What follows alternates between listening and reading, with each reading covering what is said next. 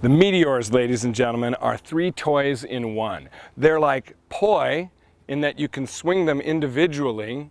They're also like club swinging clubs in that you can swing them in a number of circles similar to the ones that they use in poi. And the meteors, because they're joined together at the center, are like a staff. And you can swing them as a single unit. So the 3 toys in one, what a great thing to play with. I first saw the meteors in Japan when I saw Chinese acrobats performing with the meteors, doing amazing tricks. We won't be doing amazing tricks at first. We'll start out with some simple circles and we'll work our way up into horizontal flat planes that really show the connectedness of the meteors. And go. Our first trick is like jumping rope, and so it's called jump rope. We're going to swing the meteors forward like you're jumping rope. And what you want to do is try to keep them parallel to each other. Just moving them around and around like you're jumping rope forward. Pretty simple. What you really want to be aware of is the angle of your wrists. If you angle your wrists inward, then the meteors are going to angle inward toward each other and we're going to get collisions. You want to keep it all straight forward. Point your thumbs forward and just swing the meteors around, up in the back, down in the front. Simple jump rope.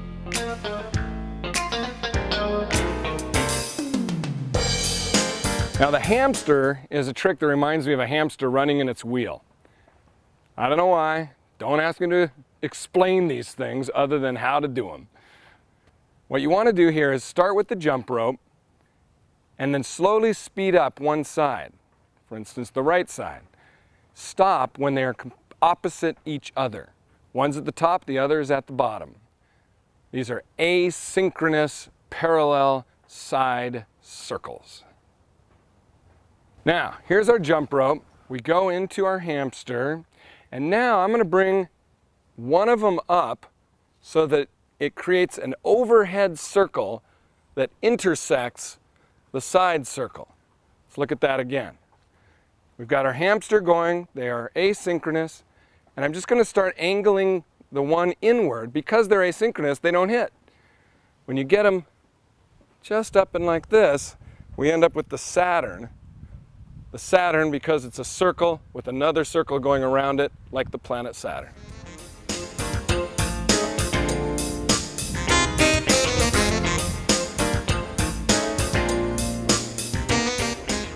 All right, now from the Saturn, let's bring the other hand so that it's also making an overhead horizontal circle.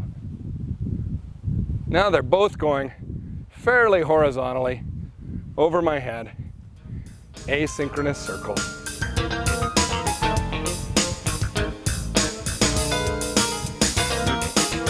Now when you have the 2 overhead horizontal circles, I call those satellites because it's like 2 satellites whirring around overhead. Come in, Sputnik, Sputnik, come in, Sputnik. Go ahead. Now here's a safety note. Probably already you may have made a mistake and had the meteor clonk you on the head or come near to it. What you want to do is when you start to make a mistake or you're trying to stop, slide your hands outward. If you slide your hands outward, you can arrest the large bludgeons of the meteors before they hit you. So for instance, if I was working on some sort of overhead parallel circles and I started to make a mistake, if I slide outward, they won't hit me. So what you're thinking about here is moving the weight of the meteors. This heavier part, however your meteors are made, you want to move it around. And so really think about projecting that weight outward, turning it inward, moving it from parallel to the viewer or the worker, horizontal over the worker. Just moving that weight around is what your goal is. This next one is called the cooch, because there used to be these dancers, these cooch dancers in the carnivals, and they were reputed to be able to spin certain things in opposite directions attached to certain other things. So is that PG enough? What I want to do here is I want to get 2 parallel to my body circles going in opposite direction. It just looks like this. Rather simple again, moving the meteors around, trying to find a rhythm to keep the trick going. Now it's kind of fun to speed them up, get them going not opposite each other. Well, they're still opposite each other, but not asynchronous. No, that's not right either. How would you describe this?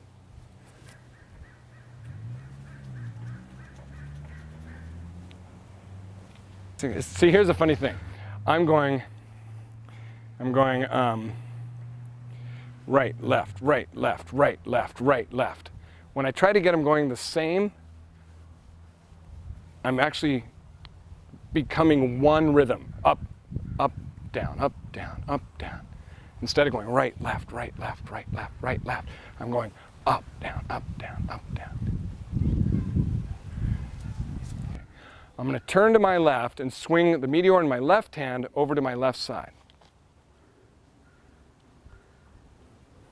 Now I've got them going in completely opposite directions, one on either side of my body. This is like jumping rope forward on the right side and backward on the left side.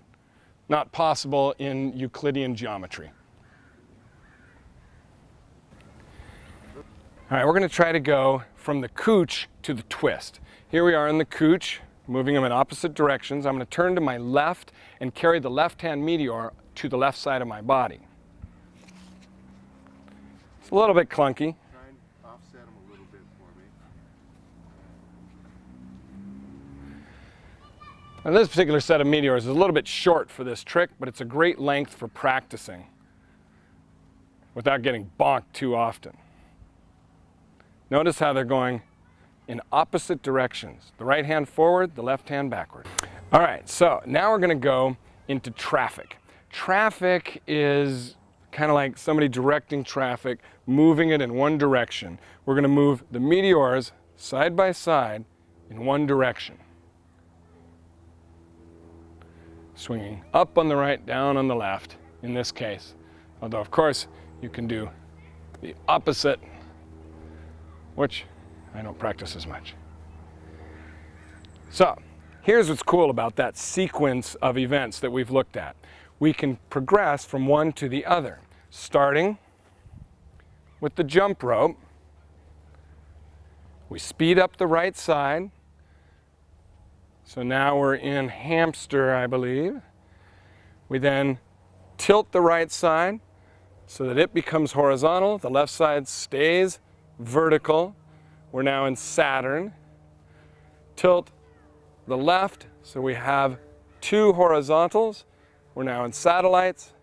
We bring these down into the couch. Now the hard part with such short meteors is turning to the twist. And here's the fun one. Now that the twist is going, you can turn slowly right, try to sync up the rhythm so that now you're in traffic. And here's a fun thing. If you then go back to jump rope, you will find you are now in reverse jump rope, jumping rope backwards. Believe it or not, that's the basis of my meteor swinging routine when I perform with water-filled meteors. Maybe we should show that next. Now, the great thing about meteors is that they're such a nice demonstration of centripetal force, the outward motion of a swung object. If, for instance, I swing those balls, they will flow outward. They will be thrown outward. If I were to put some water into these bowls that are joined to the meteor rope, and I threw the water outward, well, the bowls would go outward and the water would go with it. The water would try to continue to go outward, but the bowls would get in the way, holding the water inward. It's the old, look, I can swing a bucket over my head without spilling the water trick, doubled. Let me set this down. So here we go. Water meteors. Same sequence we were talking about before. The jump rope. Right away with the water and the meteors, you feel the weight. There is more weight than water because of that outward centripetal motion. You are feeling many pounds on each side. It's a bit strenuous. Notice that I've sped up the right side. I am now in the hamster. I am turning, bringing the weight overhead. Got the Saturn going, looking good. I'm going to bring it down, skipping satellites and going right to the couch here. Now there's this feeling that they might collide, but they won't if you've got your rhythm right. Now we're going to turn to the left, doing the twist. They're going in opposite directions. We're going to bring the left side over so that it's going now in front of the body, both of them in front, traffic, and turning back. If I turn to the left from traffic, I end up back in jump rope. And this brings us now to our next trick. Speeding up again into hamster and going into the ninja.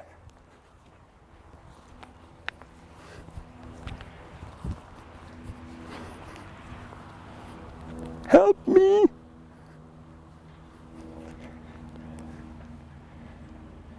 Slowing down so I don't spill the water. It's all right there.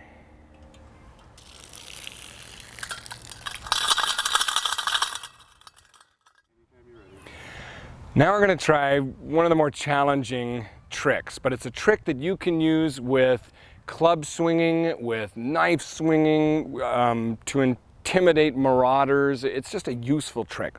Follow circles, it's commonly called. And I'm going to do it once, and then I'm going to kind of walk you through it, okay?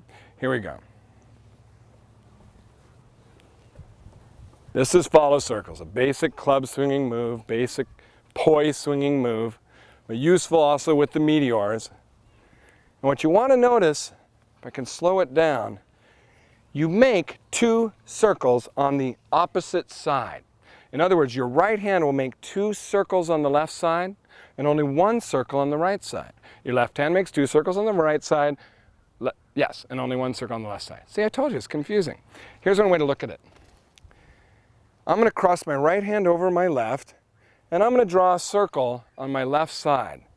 Oh, I get hung up. I can't draw any more circle unless I turn to my right side and I draw a circle in the opposite direction until I get wound up. I can't draw any more circle. I turn to my left side, I draw a circle, wound up, right side, draw a circle, wound up. Now, instead of stopping at the wind up, let's just cross at that point to the other side. Your arms can't get wound up. You'd have to be a pretzel to make this continuous on one side, so you keep switching to the other side. It's kind of a figure 8 motion. I'm going to swing the right hand up. I'm going to come down on the left side. I'm going to make that circle. Now I stopped. I'm going to have to come over here. I'm going to unwind that circle and cross back to the other side. So here we go. Coming right hand up and over, drawing a circle, drawing a circle, drawing a circle, drawing a circle. This is one of those field tricks. It will click and you will go, oh, I get it. A figure 8 is different. A figure 8, one just chases the other around. It looks okay if you get it right, but what you want to do is draw as much circle as possible before you wind up. Doing this, the ninja. Follow circles. What's really great is once you get follow circles going, you can reverse them and do them on the other side.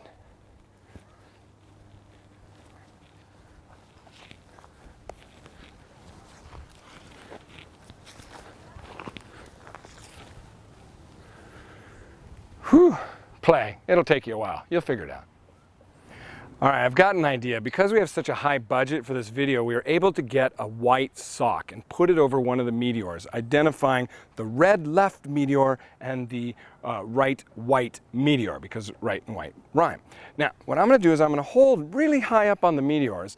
I'm going to do that crossing thing, reaching over with the right hand white one, drawing a circle until they stop, tied up here.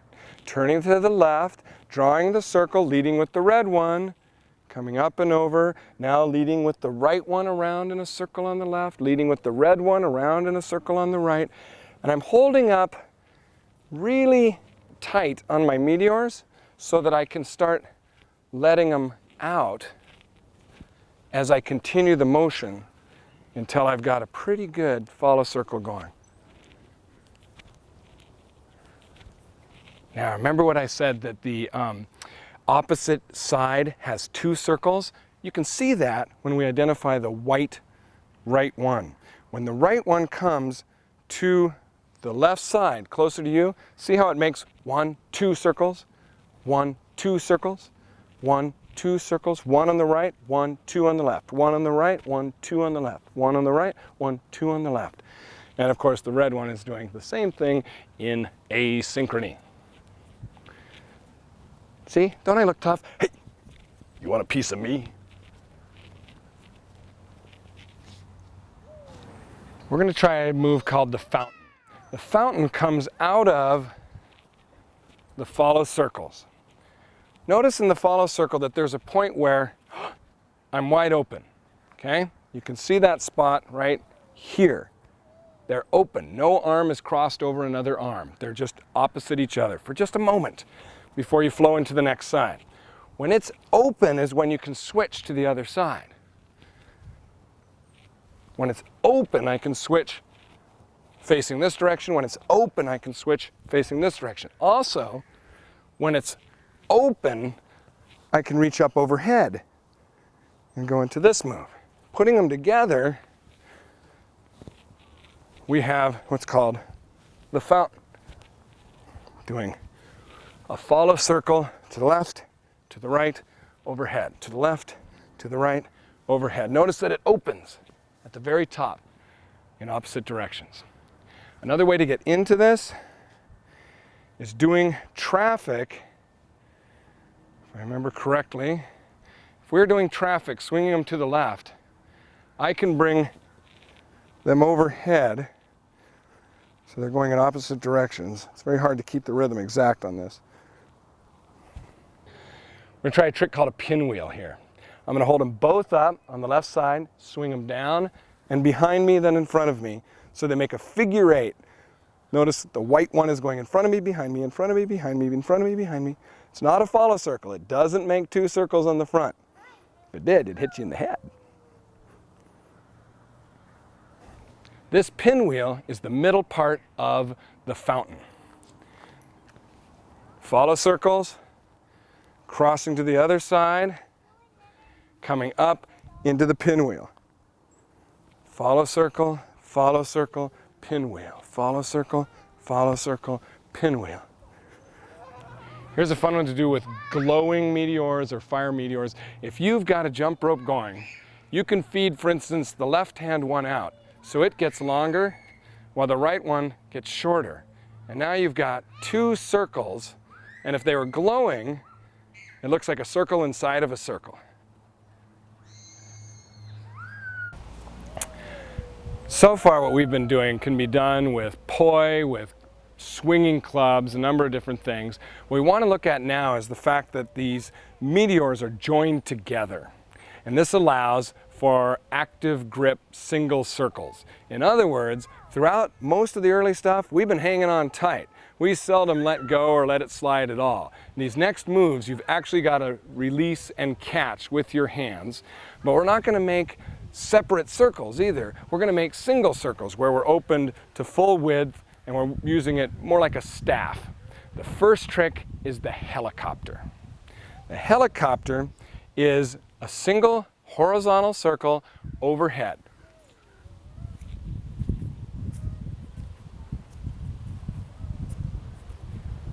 Now, the trick here is giving just as much force to the white ball as to the red ball. Just as much force to each meteor. If you speed up one side more than the other, then it ceases to be a single line.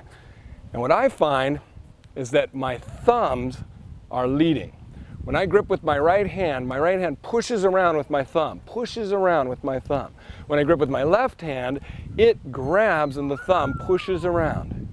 Always pushing equally, trying to stay more or less at the center of the meteors. You're not truly at center because if you do everything at the very center, it won't work. You've got to be outside of the center by a small increment of, maybe 3-4 inches. You're pushing outward.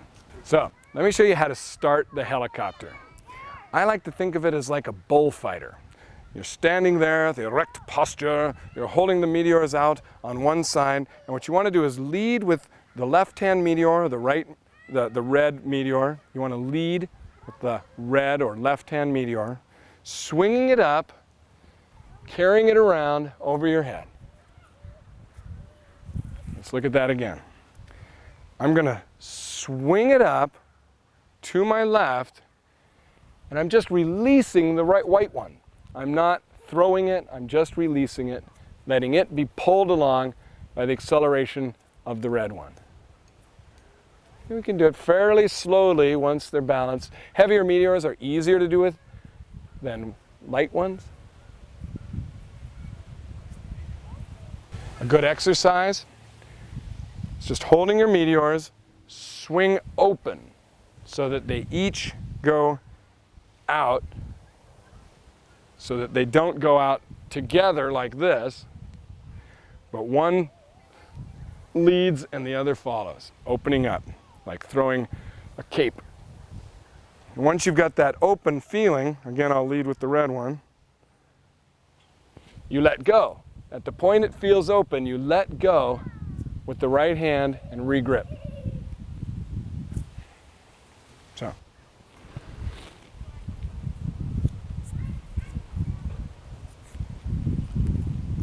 Always palm up, palm up, palm up.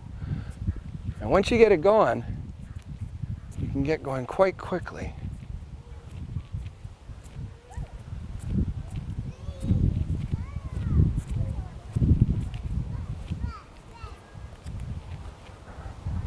Here's a variation with the helicopter. I'm going to get my helicopter going, and I'm going to lie down. If you've got it right, you should be able to lie down without hitting yourself.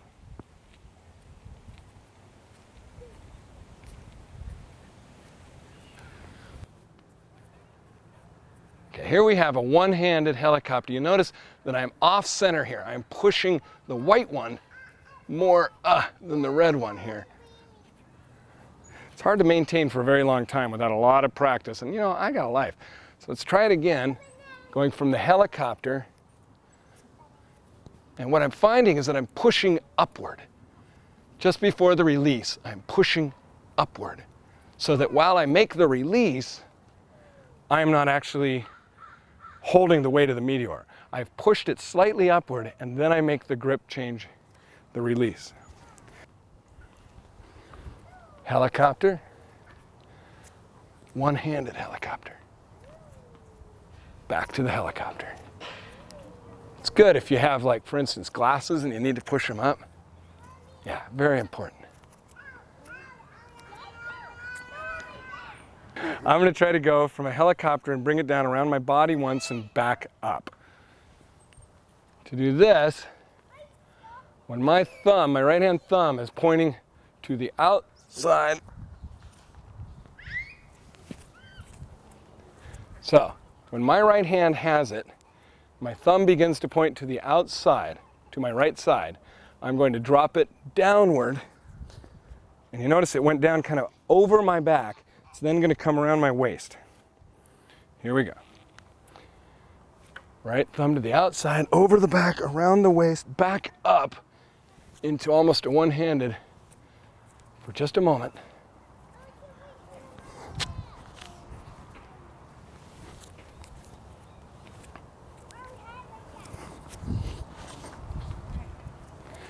Now one of my favorite helicopters.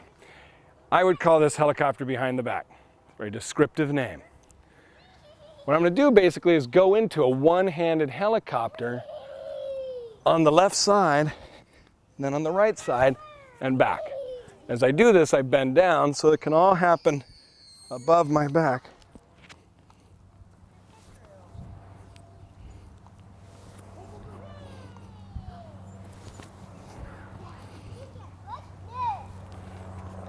Okay, a windmill is just a helicopter done parallel to the body instead of overhead. And we're going to do the same sort of thing where we swing upward, leading with the red and letting go with the white. And there's two different hand choices here. One is the same one we were doing before, where one hand pushes outward with the thumb and then the other hand pushes outward.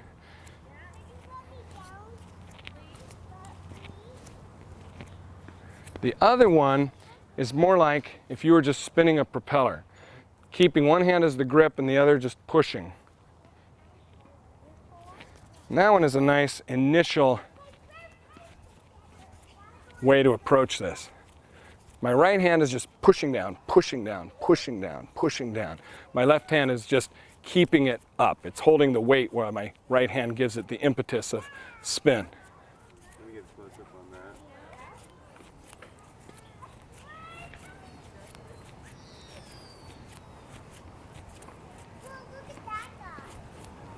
Okay. Now we're going to try a one-handed figure 8 now. This is a fun feeling because you are basically doing a one-handed helicopter, only you're doing it vertical to your body.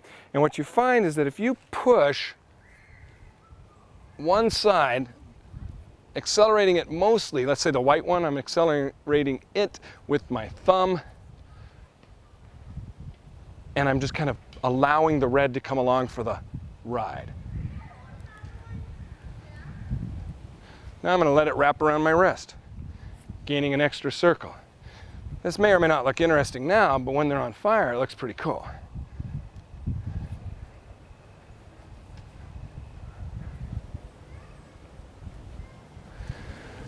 I'm going to go from follow circles into the one-handed figure 8.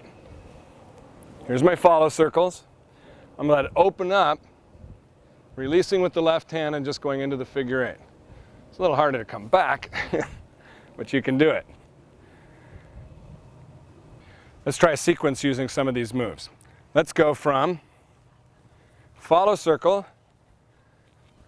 into windmill, tilt the windmill, so now it's overhead.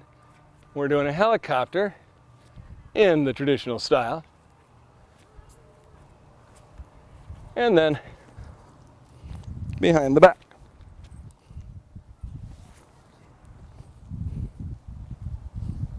The game of poi, played in New Zealand and other Polynesian islands, often has two circles, poi, which are basically meteors, circling in opposite directions, held by one hand. There's no reason why you can't do that with the meteors, our handy, versatile meteors. I'm going to just get them going in opposite directions. And I'm going to slide my hands closer together. And what I'm going to do is switch my right hand so it's gripping on the top. I just turned it over and gripped from the top. So let's kind of rock them back and forth. When we get enough swing, we're going to get them going around opposite directions. And I'm just going to reach for the center and grab it. I find that as the white one comes down on the right side, I push my thumb downward. So it's an up-down motion to keep that oscillation going. All right, let me just get them going. Slide my hands together. It's pretty important as you're doing this to really feel that the meteors are the same length from one hand to the end as from the other hand to the end. Now, once they feel pretty equal, I'm just going to grab the center and try to keep that equal force going to both sides. I didn't get quite right there. They start sometimes, if you get them a little bit off, they'll start to swing. One staying going up and down vertically, the other starting to go horizontally. Sometimes you can use that purposefully.